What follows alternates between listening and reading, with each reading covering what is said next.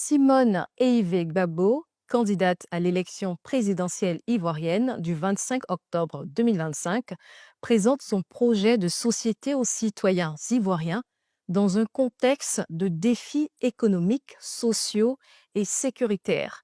La présidente du mouvement des générations capables partage sa vision et les réformes qu'elle propose pour la prospérité de la Côte d'Ivoire. Madame Simone Eive Gbagbo, merci d'avoir accepté cet entretien exclusif sur Africa 24. Merci beaucoup de m'avoir invité. C'est nous. Le Conseil constitutionnel a approuvé 5 candidatures. Comment comptez-vous convaincre que votre candidature incarne une véritable alternative dans ce scrutin? Oh, je peux dire en toute modestie que je suis quand même un petit peu connu sur ce terrain politique de la Côte d'Ivoire.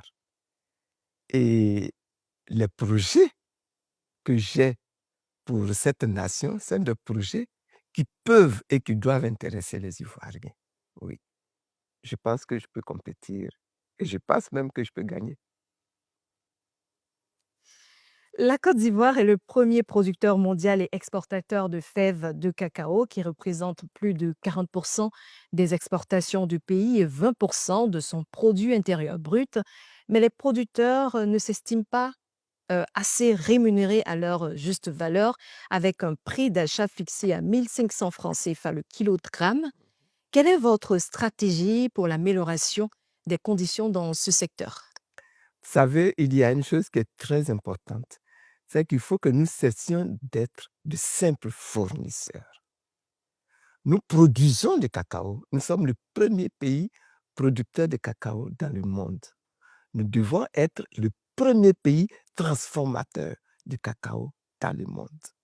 Or, avec le cacao, on peut créer de nombreux nouveaux produits qui peuvent être rentabilisés et qui peuvent venir augmenter, n'est-ce pas, les capacités financières que le producteur, n'est-ce pas, retire de sa vente. Tant que nous sommes maintenus comme des simples pourvoyeurs de produits bruts, nous ne serons pas satisfaits parce que nous n'aurons pas la possibilité d'apporter, n'est-ce pas, d'apporter quelque chose de nouveau à la valeur de notre produit. Il nous faut passer à ce cap-là. Et quelles sont vos stratégies, effectivement? Mais la stratégie, c'est premièrement de prendre le producteur en main, de le former plus. Il sait produire, mais il faut qu'il sache également au niveau de quand il a produit, et même quand il produit, il faut il sache être encore plus valeureux. Donc, beaucoup de formation, beaucoup d'encadrement. Il faut également réorganiser toute cette structure pour que lorsqu'il a produit, il soit capable de déjà faire de la première transformation. Ça va lui permettre d'ajouter quelque chose. Donc, à ce niveau-là également, formation, encadrement, apport financier, construction sur place de toutes sortes de magasins, de dépôts, de conservation du produit qui est sorti du champ, de manière à ce que, s'il est nécessaire qu'il fasse du stockage, qu'il puisse agir également à ce niveau-là. Que la vente sur le marché international également soit réformée pour que toute cette vente-là n'échappe pas aux producteurs pour être uniquement entre les mains d'intermédiaires qui très souvent ne sont même pas des Ivoiriens. Donc à ce niveau également, il y aura du travail à faire pour réformer tout le système. Madame la présidente, la facture d'importation alimentaire de la Côte d'Ivoire a dépassé 900 milliards de francs CFA en 2024, selon les chiffres officiels. Pourtant, le secteur agricole est un pilier important de l'économie ivoirienne et occupe plus de 50% de la population active. Comment expliquez-vous ce paradoxe? À ce niveau-là, vous voyez que dans ce pays, le producteur, l'agriculteur qui est coté, c'est celui qui produit, n'est-ce pas, tout ce qui est agriculture de rente, café, cacao, anacarde, EVA, etc. Mais lorsque vous venez et que vous dites vous êtes producteur de tomates, vous êtes producteur d'aubergines, vous n'êtes pas considéré même comme un acteur économique. Il faut transformer cela. Il faut accorder une plus grande valeur, une plus grande place à la production vivrière. Le producteur de tomates, le producteur de manioc, le producteur d'igname doit être aujourd'hui valorisé. C'est à ce prix-là que nous pourrons renverser, n'est-ce pas, cette situation-là. Le producteur de volailles, l'éleveur de poissons, il faut pouvoir valoriser cela pour baisser ce prix-là que vous avez indiqué tout à l'heure. Nous pouvons, nous avons été dans ce pays, il y a des années, autosuffisants en riz. Nous avons même fait de l'exportation de riz. Nous avons les terres qu'il faut. Nous avons l'eau qu'il faut. Nous avons des paysans qui connaissent cette technique. Il faut juste valoriser cette activité et il faut juste aider les jeunes à intégrer également cette activité, aider les femmes à améliorer leurs prestations dans cette activité. Vous allez voir que nous allons être un pays exportateur de tomates, exportateur de riz, exportateur de poissons, exportateur de viande. Oui, à ce moment-là, nous aurons réussi notre défi. Les investissements d'infrastructures dans les routes, le port d'Abidjan ou les barrages hydroélectriques ne comblent pas à ce stade le déficit territorial. Quelle infrastructure envisagez-vous pour un développement équilibré entre Abidjan et les autres régions du pays?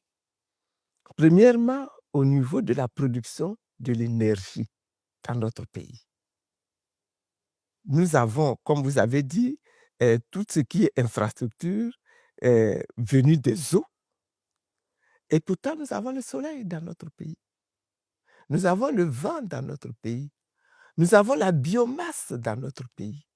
Nous pouvons, en utilisant tous ces éléments-là, produire de l'électricité et travailler à faire baisser le coût de l'électricité dans notre pays, le coût de l'énergie dans notre pays. Ensuite, nous avons, depuis le temps du président Houphouët, mis un accent particulier sur la construction des routes dans le pays. C'est très important. Nous devons avoir des routes. Mais aujourd'hui, à l'époque où nous sommes, non seulement nous devons rejoindre, nous devons faire en sorte de joindre une région à l'autre, mais nous devons faire en sorte de joindre un pays frontal, un pays voisin au nôtre, le nôtre à un autre pays voisin. Donc moi, je souhaiterais, mon rêve, c'est que nous ayons des voies ferrées partout. Les voies ferrées entre Abidjan et Odiéné. Vous savez, j'ai habité Odiéné pendant quelques années. Pour aller à Odiéné, il faut parcourir 900 km. Et quand vous y allez, vous mettez entre 10 heures et 11 heures de route dans les cars. 900 km, ça peut se combler en 3 heures, en 4 heures si on a le train. Est-ce que vous voyez? Et ça peut permettre de transformer de transporter tout ce qui est fret, tout ce qui est produit vivrier qui doit venir, soit au sud, soit du sud pour venir monter vers le nord, de la Côte d'Ivoire pour aller au Mali, de la Côte d'Ivoire pour aller en Guinée, de la Côte d'Ivoire pour aller au Burkina Faso ou pour aller au Niger. Si nous avons les trains, ce sera beaucoup plus facile. Madame la Présidente, en s'intéressant au secteur de la santé, le budget de la santé reste inférieur à 6% du budget national, largement en dessous des 15% fixés par la déclaration d'Abuja. Quelle politique comptez-vous initier pour améliorer l'accès aux soins de santé et réduire les inégalités sanitaires dans le pays? La première chose, moi je remettrais toute cette politique d'assurance maladie universelle qui va permettre à l'État d'apporter sa participation, aux citoyens d'apporter sa contribution qui va permettre de créer de nouvelles infrastructures et d'équiper surtout nos hôpitaux. C'est ça, c'est la chose qui est absolument indispensable. Améliorer les plateaux techniques.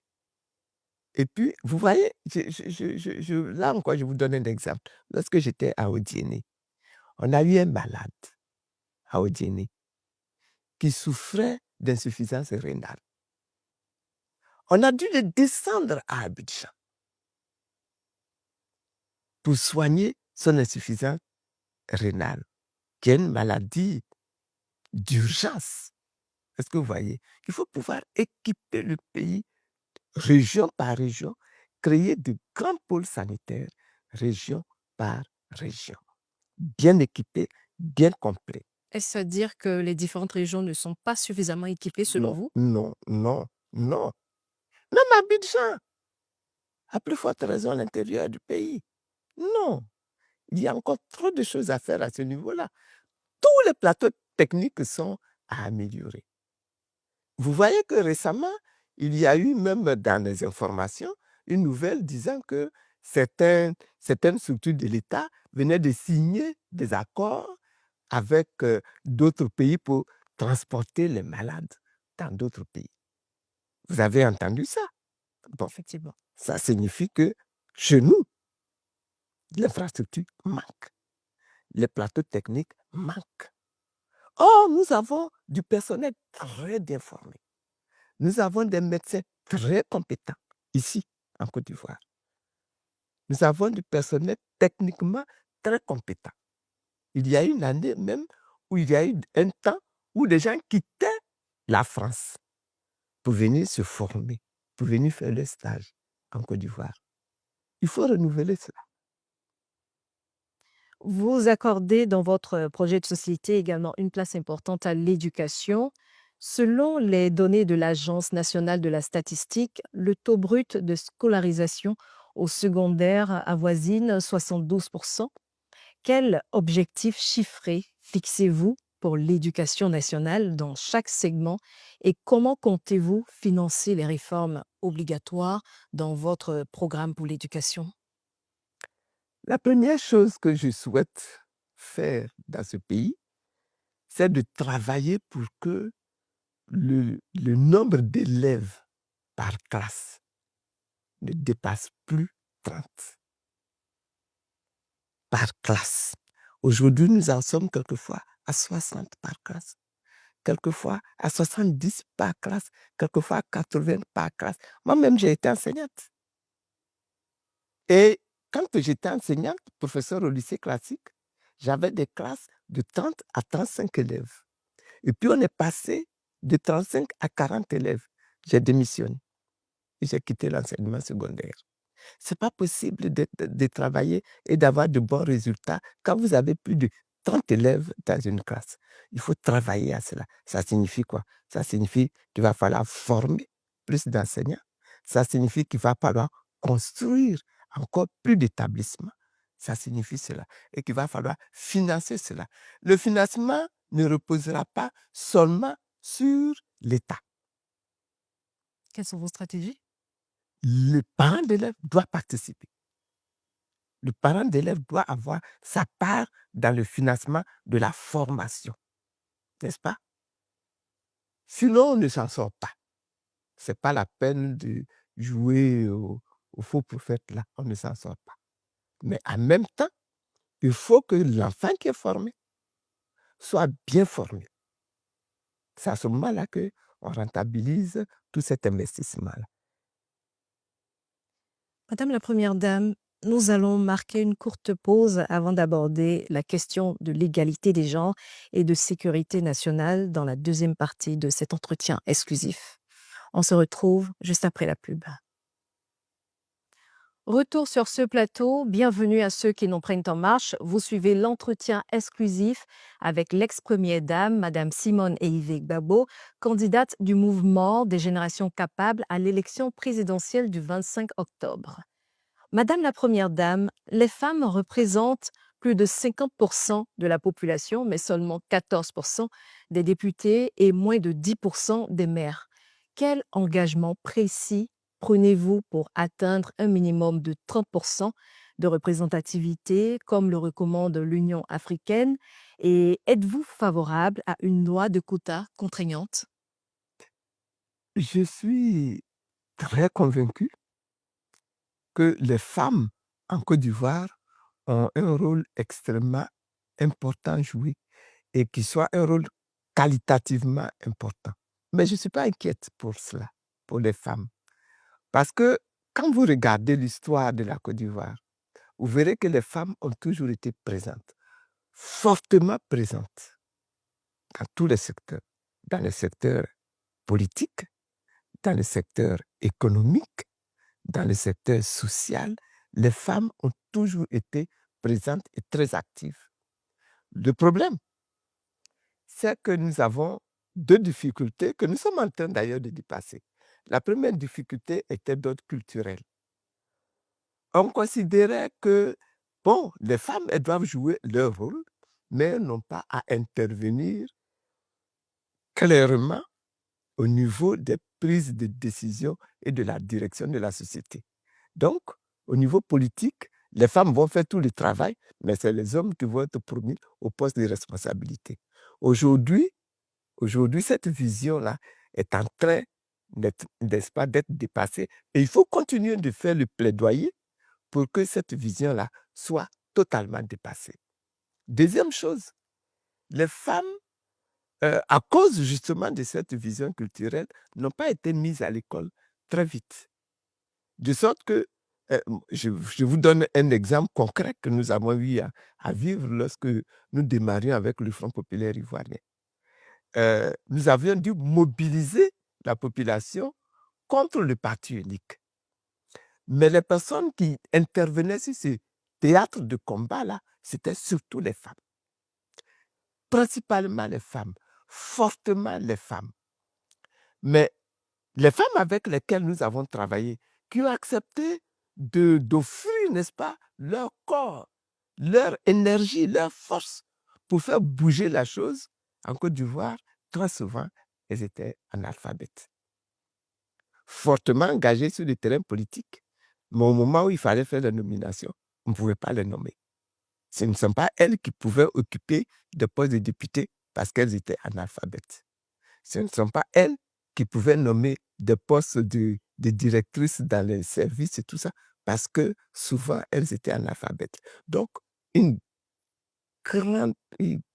grand effort pour aider les femmes à devenir non seulement alphabétisées, instruites, scolarisées, mais compétentes. Et ça aussi, on est en train de dépasser cela. Nous avons aujourd'hui de plus en plus de femmes qui sont capables d'occuper des rangs de ministres, d'occuper des rangs des postes de députés. Et il faut simplement aujourd'hui leur mettre les pieds à l'étrier. Et c'est pour ça que dans les partis, il faut les mettre au travail pour qu'elles apprennent. Parce que ça aussi, c'est un apprentissage. Pour qu'elles apprennent à sortir de leur poste de chef de service au poste de responsable d'une organisation politique. Ça s'apprend. Et ça s'apprend dans le militantisme concret. Et il faut leur permettre de faire cela. À ce moment-là, on aura tout ce qu'il faut pour faire la nomination. Madame l'ex-première dame et candidate à l'élection présidentielle, intéressons-nous au volet sécuritaire. Depuis 2020, le nord du pays a subi plusieurs attaques djihadistes, notamment à Kafolo, Toubou-Téini. Quelle est votre stratégie pour renforcer la protection des frontières et la sécurité nationale? Vous savez, nous avons, c'est dans la sous-région, là, l'obligation de travailler ensemble pour organiser la protection. C'est d'abord un problème sécuritaire. Donc, c'est d'abord l'armée. Notre armée elle-même, là, elle doit être une armée républicaine qui travaille pour la République, qui ne travaille pas pour un parti, mais qui travaille pour la République. Si nous avons comme ça du personnel de sécurité qui travaille pour la République, nous allons avoir plus de sensibilité à cette question-là. La deuxième chose, comme je le disais au début, notre sous-région, elle doit être gérée de concert. Est-ce que vous voyez? Si nous travaillons de concert entre le Burkina Faso et la Côte d'Ivoire, s'il y a des troupes qui sont au Burkina Faso et qui veulent venir intervenir en Côte d'Ivoire, les Burkinabés eux-mêmes déjà vont prendre des dispositions pour empêcher cela. La même chose en Côte d'Ivoire. Je donne ces deux exemples parce que c'est deux pays frontaliers, mais c'est le cas pour tous nos pays frontaliers, entre la Côte d'Ivoire et Ghana, entre la Côte d'Ivoire et le Bénin, entre le Niger, le Burkina Faso et la Côte d'Ivoire.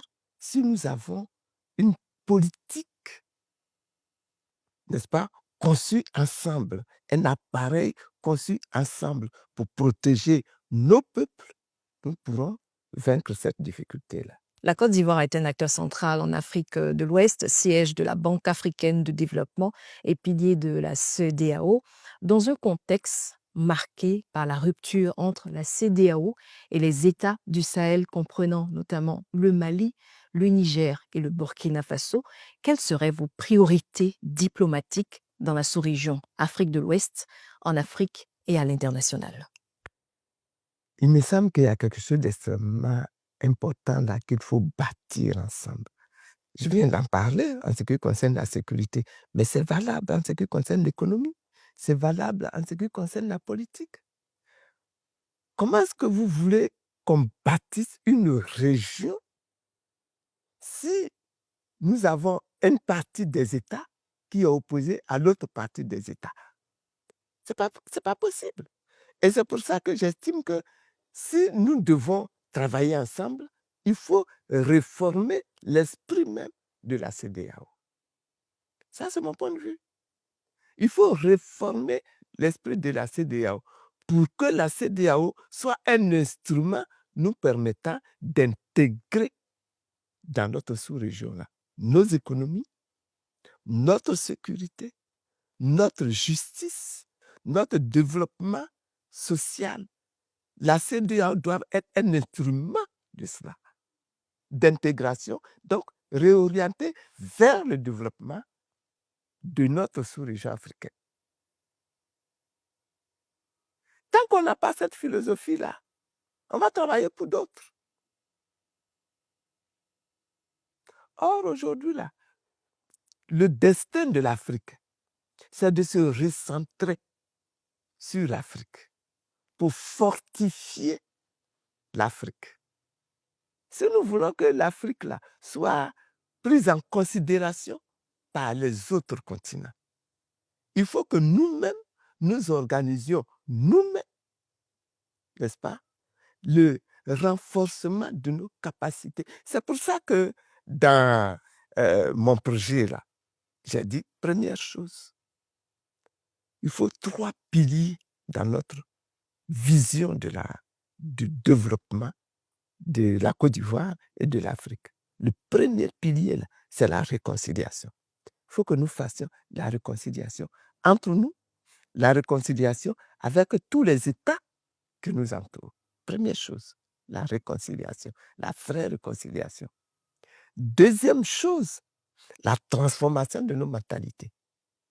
La transformation de nos mentalités qui va nous permettre de devenir des Africains, des Ivoiriens décomplexés, des Ivoiriens capables de créer, des Ivoiriens capables de proposer au reste de l'Afrique et au reste du monde des choses qui vont servir, qui vont permettre de tirer toute l'Afrique vers le haut.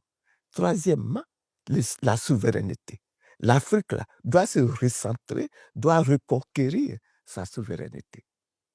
Si l'Afrique doit parler avec l'Europe, si l'Afrique doit parler avec l'Amérique, si l'Afrique doit parler avec l'Asie, si l'Afrique doit parler avec le reste du monde, il faut que ce soit une Afrique qui est positionnée au même niveau que ces autres continents-là, pour pouvoir parler d'égal à égal avec les autres continents, et non pas d'être un continent qui a encore, n'est-ce pas, euh,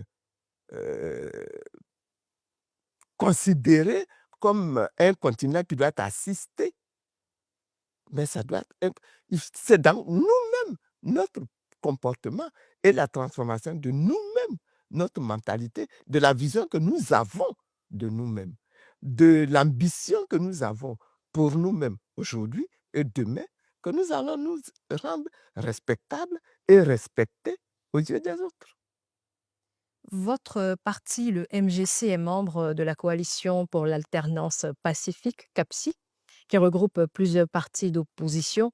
Vous êtes 4 candidats à concourir à l'élection présidentielle d'octobre 2025. La possibilité d'une candidature unique de l'opposition est-elle envisageable, selon vous? Et quelles sont ses chances? Et quel serait le profil idéal pour cette candidature, Madame la présidente du MGC?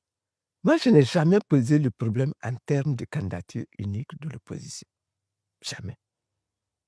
Et je ne vois même pas l'intérêt que la Côte d'Ivoire va avoir à avoir un candidat unique contre le parti au pouvoir. Pourquoi? La Côte d'Ivoire, moi, je me suis battu pour qu'en Côte d'Ivoire, nous ayons ce que j'ai appelé le multipartisme. Pourquoi? Parce que les opinions sont nombreuses, les visions du monde sont nombreuses, les visions de la Côte d'Ivoire sont nombreuses. Chaque candidat doit représenter une vision, n'est-ce pas, de la Côte d'Ivoire, une proposition à la Côte d'Ivoire.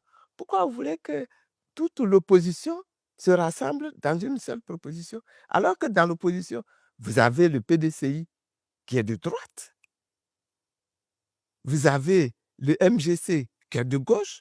Pourquoi est-ce que vous voulez qu'on aille se mettre ensemble forcément et que c'est à cette condition-là qu'on peut vaincre le parti au pouvoir? Le parti au pouvoir, là, il est de droite. Mon vœu, c'est que chaque Ivoirien se lève ce jour-là, prenne son bulletin, aille voter et participe de la sorte à l'alternance. Si chaque Ivoirien se lève et qu'il va voter, il va participer au choix de ce qu'il considère comme le meilleur candidat, le meilleur programme de gouvernement pour lui, pour sa vie, pour ses enfants. S'il est à droite, il va peut-être préférer le projet du RHDP. S'il est de gauche, il va préférer le projet de Simone Gbagbo ou le projet de Awa Dombelo. Laissez à l'Ivoirien la possibilité de choisir. C'est pour ça que je souhaiterais que ce jour-là, lorsqu'il va y avoir des élections, là, qu'aucun Ivoirien ne soit terrorisé et obligé de se réfugier dans sa maison au lieu de sortir pour aller voter. Qu'aucun Ivoirien ne subisse des pressions.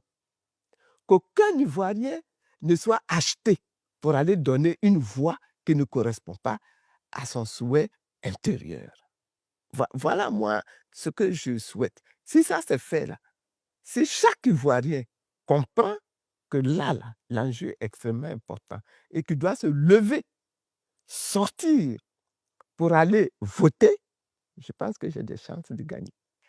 Votre parcours reste marqué par votre rôle central au sein du Front populaire ivoirien fondé par l'ex-président Laurent Gbagbo et votre statut de première dame de la Côte d'Ivoire entre 2000 et 2011.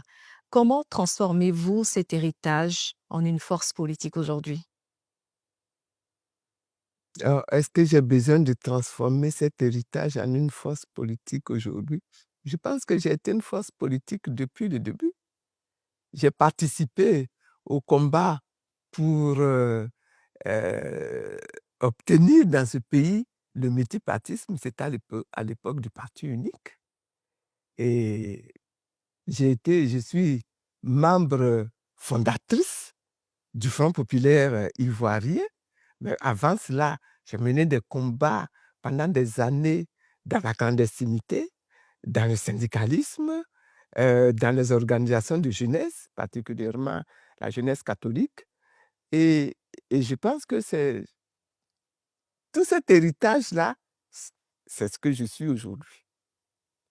Une personne qui a de la compétence à ce niveau-là, qui a de l'expérience à ce niveau-là, qui a de l'histoire à ce niveau-là et qui a quelque chose à proposer pour la Côte d'Ivoire d'aujourd'hui et la Côte d'Ivoire de demain. C'est ça qui fait ma force. Vous avez été au cœur de la grave crise électorale que votre pays a connue. Vous avez prôné la paix et la réconciliation et semblez avoir posé l'ensemble de vos actions dans ce sens. Comment comptez-vous utiliser votre candidature pour renforcer la vision de réconciliation politique et de pardon que toute la classe politique dont vous êtes une figure de référence doit au peuple ivoirien? Je continue de considérer que ce pays-ci là a un défi à relever, le défi de la réconciliation. Et que cette réconciliation-là, elle n'est pas encore réalisée. Et je profite, parce que j'en parle depuis que je suis sorti de prison, mais je profite encore aujourd'hui de votre micro pour en parler. Nous avons besoin de réaliser dans notre pays la réconciliation. C'est-à-dire quoi? C'est-à-dire que celui qui se sent euh, victime, frustré, blessé, accepte de pardonner. Celui qui a effectivement blessé ou qui est pointé comme ayant blessé, qu'il accepte de demander pardon. Ça, c'est une chose. Mais au-delà de cela, il y a des choses à réaliser concrètement par l'État. Pendant cette crise-là, nous avons eu des morts. Il faut faire du dédommagement vis-à-vis des parents. Reconnaître qu'il y a des morts et dédommager les parents. Il y a eu beaucoup de biens qui ont été détruits. Il faut pouvoir restaurer ces biens-là qui ont été détruits. Restituer également. Il y a des biens qui ont été volés. Il faut restituer les biens volés à leurs vrais propriétaires. Aujourd'hui, encore, vous avez des régions entières où les paysans ne peuvent pas aller au champ. Il faut assainir les campagnes pour leur permettre de retrouver leurs champs, de récupérer leurs champs et de reprendre leurs activités agricoles. Il y a donc des choses très concrètes à faire pour que nous puissions obtenir effectivement la réconciliation. Et puis, il faut surtout faire comprendre aux Ivoiriens que la Côte d'Ivoire, c'est une nation. Nous avons une soixantaine d'ethnies en Côte d'Ivoire, c'est vrai. Mais nous avons une nation. Il faut que les Ivoiriens se sentent filles et fils de cette nation. Que si je suis Sénoufo, je me sens frère du Baoulé. Vous voyez? Que je me sens frère du Bété et que je me sens prêt à me battre pour le Bété, pour le Baoulé, pour le Guéré. Et non pas vivre comme ça, en chaîne de faïence, à se regarder comme des adversaires, comme des ennemis. Il faut pouvoir construire, n'est-ce pas, cette unité-là. Voilà, c'est vraiment un gros chantier. Ça va prendre des années, c'est vrai, mais il faut y arriver. Il faut qu'à l'école, on forme les jeunes déjà au patriotisme. C'est pour ça que nous disons qu'à l'école, là, il nous faut insérer le